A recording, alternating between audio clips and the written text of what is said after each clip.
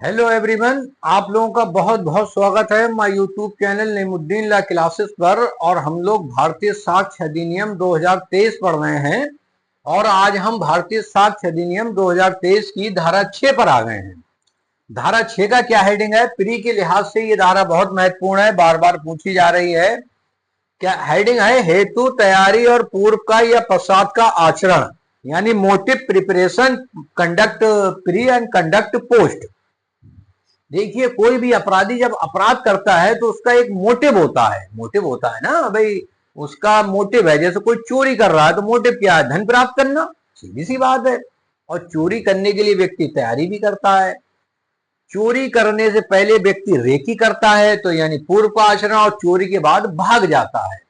देखिए, अभी बरेली में एक फिल्म अभिनेत्री हैं दिशा पाटनी, उनके घर गोलीबारी हुई। तो देखिए, गोलीबारी में उनका एक मोटिव था फिरौती वसूलना। जब कोई महान संत थे, उनकी शान में कोई गुस्ताखी करी थी, उसके लिए तैयारी, वो लोग बरेली आए, रुके, घर की रेकी करी और उसके बाद भाग गए। तो देखिए, पूरे धारा 6 के पॉइंट अगर आप उस केस को डिटेल में पढ़ेंगे यूट्यूब वगैरह पर जाके, तो पूरा आप मामला समझ जाएंगे। अब धारा 6 को दो भागों में बांटा गया है। धारा 6 सब क्लॉज 1, इसमें कहा गया है कोई भी तथ्य जो किसी विवादक तथ्य या सुसंगत तथ्य का हेतु या तैयारी दर्शित या गठित करता है, सुसंगत है। फिर 6 दो में बांटा गया है, दो स्पष्टीकरण है और कई 6-7 जो है इलिस्ट्रेशन है। तो इस वीडियो को आप ध्यान पूर्वक देखिए। धारा 6 आपको पूरी समझ में आ जाएगी, गारंटी की बात है। और एक बार मेरे कहने से बेयर एक्ट में आप जरूर पढ़ेंगे। देखिए, बेयर एक्ट पढ़ना आपके लिए अत्यंत आवश्यक है, जरूरी है। जरूरी यूं है कि बिना बेयर एक्ट पढ़े आपका काम नहीं चलना है। ठीक, तो बेयर एक्ट जरूर पढ़ेंगे। तो हम भी देखिए बेयर एक्ट में पढ़ के आपको धारा 6 बताते हैं। धारा 6 यानी सेक्शन 6 का हेडिंग है हेतु, तैयारी और पूर्व का या पश्चात का आचरण। क्लॉज 1 कहता है कि कोई भी तथ्य जो किसी विवादक तथ्य या सुसंगत तथ्य का हेतु या तैयारी दर्शित या गठित करता है, सुसंगत है।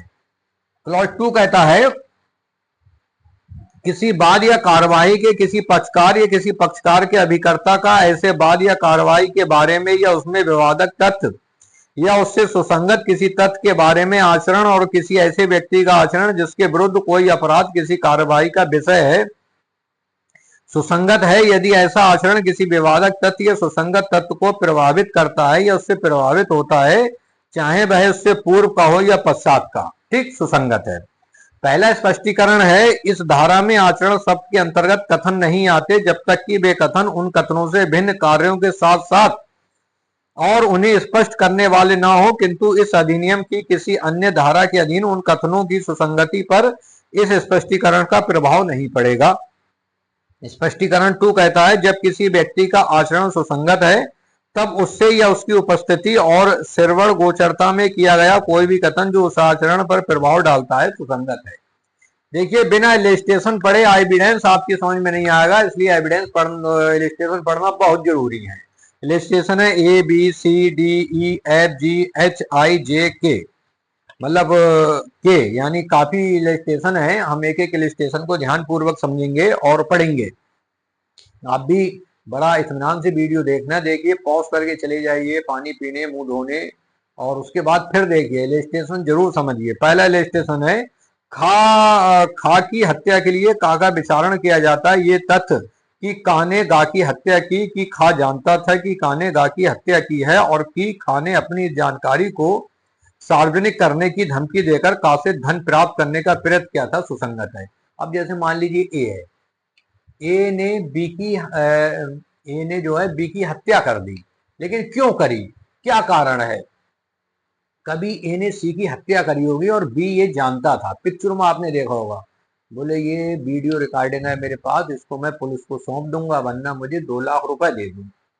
ये क्या करेगा? या तो 2 लाख रुपए देगा या निपटा देगा। तो बोले जब सी को निपटा दिया, इसको भी निपटा दो।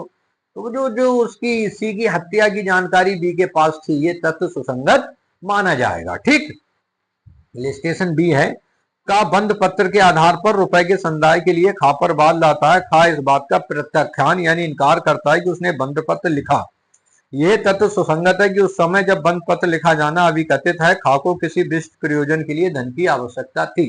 जैसे मान लीजिए बी है, बी की बेटी की शादी है, तो उसे धन की आवश्यकता होगी। अब वो ए को एक बंद पत्र लिख के देता है कि आप मुझे 1 लाख रुपए दे दीजिए, मैं ब्याज के आपको चुका दूंगा। बात होगा ना, मैंने कोई पत्र नहीं लिखा था। तो ये तथ्य सुसंगत होगा कि बी की बेटी की शादी थी और उसने उस समय ये पैसे लिए थे। ठीक है। इलिस्ट्रेशन सी है, विष द्वारा बी की हत्या करने के लिए का विचारण किया जाता है। ये तथ्य कि बी की मृत्यु के पूर्व का ने खा को दिए गए विष जैसा विष प्राप्त किया था। भाई मान लीजिए ए है, ए की हत्या के लिए बी, ए की हत्या विष से होती है और आरोप यह है कि बी ने बी को विष दिया था।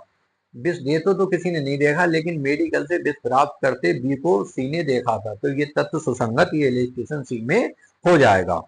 इलिस्ट्रेशन डी है, प्रश्न ये है कि क्या अमुक दस्तावेज का की बिल है। ये तथ्य सुसंगत है कि अभिकथित बिल की तारीख से थोड़े दिन पहले का ने उन विषयों की जांच की जिनसे अभिकथित बिल के उपबंधों का संबंध है, कि उसने वह बिल करने के बारे में अधिवक्ताओं से परामर्श किया और उसने अन्य बिलों के प्रारूप बनवाए जिन्हें उसने पसंद नहीं किया। तो ये मान लिया जाएगा ताकि ये बिल है, ये तथ्य सुसंगत है। आगे का किसी अपराध का अभियुक्त है। ये तथ्य कि अभिकथित अपराध से पूर्व या अपराध करने के पश्चात का ने ऐसे साक्ष्य का प्रबंध किया जिसकी प्रवृत्ति ऐसी थी कि मामले के तथ्य उसके अनुकूल प्रतीत हों, या कि उसने साक्ष्य को नष्ट किया या छिपाया, या कि उन व्यक्तियों की जो साक्षी हो सकते थे उपस्थिति निवारित की या अनुपस्थिति उपाप्त की, या लोगों को उसके संबंध में मिथ्या साक्ष्य देने के लिए तैयार किया, सुसंगत है। एक तो आपने अपराध किया, ऊपर से आप साक्ष्य मिटा रहे हैं, इसका मतलब अपराधी आप ही हैं, ये तथ्य भी सुसंगत माना जाएगा।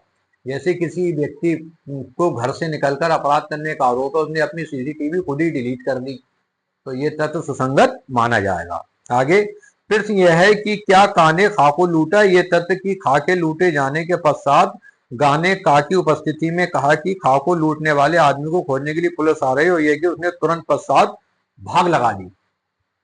भाई जो चोर होगा वही भागेगा, तो ये तथ्य भी सुसंगत माना जाएगा।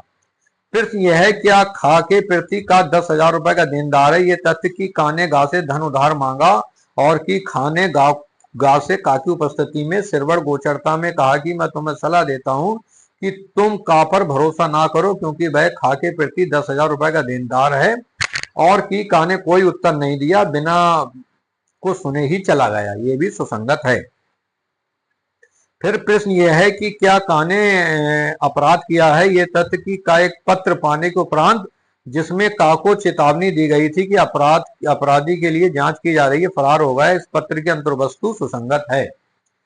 का किसी अपराध का अभियुक्त है। ये तथ्य कि अभिकथित अपराध के किए जाने के पश्चात का फरार हो गया, या कि उस अपराध के अर्जित या संपत्ति के आगम जिसके कब्जे में थे, या कि उसने उन वस्तुओं को जिनसे वह अपराध किया गया था या किया जा सकता था छिपाने का प्रयत्न किया, सुसंगत है।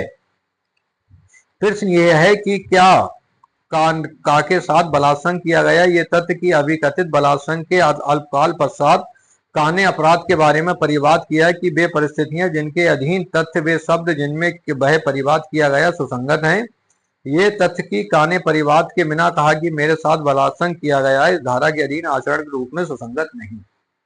लास्ट इलिस्ट्रेशन है। प्रश्न यह है क्या का को लूटा गया। ये तथ्य कि अभिकथित लूट के तुरंत पश्चात का ने अपराध के संबंध में परिवाद किया, वे परिस्थितियां जिनके अधीन तथा वे शब्द जिनमें परिवाद किया गया, सुसंगत हैं। ये तथ्य कि का ने कोई परिवाद नहीं किए बिना कहा कि मुझे लूटा गया, इस धारा के अधीन आचरण के रूप में सुसंगत नहीं है। तो ये इलिस्ट्रेशन थे धारा 6 में। एक चीज हमेशा याद रखेंगे, प्री में तो बिल्कुल स्पष्ट धारा है, धारा 6 हेतु तैयारी पूर्व या पश्चात का आचरण, यानी motive preparation conduct pre conduct post किस धारा में सुसंगत है, तो धारा 6। ठीक है, स्पष्टीकरण है, इलिस्ट्रेशन है, सब धारा 6 में सुसंगत हैं। पूरी वीडियो को इत्मीनान से देख लीजिए। फिर भी कोई चीज समझ में नहीं आई हो तो कमेंट बॉक्स में कमेंट जरूर कीजिए। वीडियो देखने के लिए धन्यवाद।